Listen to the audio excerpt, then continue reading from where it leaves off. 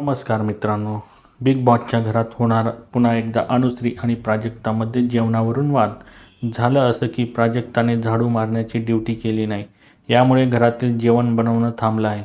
यावरून अनुश्री भडकते व बोलते, तुमच्यामुळे जेवण थांबलं आहे. आम्ही आमच्या ड्युटी करायच्या आणि तुम्ही जेवण बनवायचं नाही. मी माझी ड्युटी केली आहे, मला जेवण पाहिजे.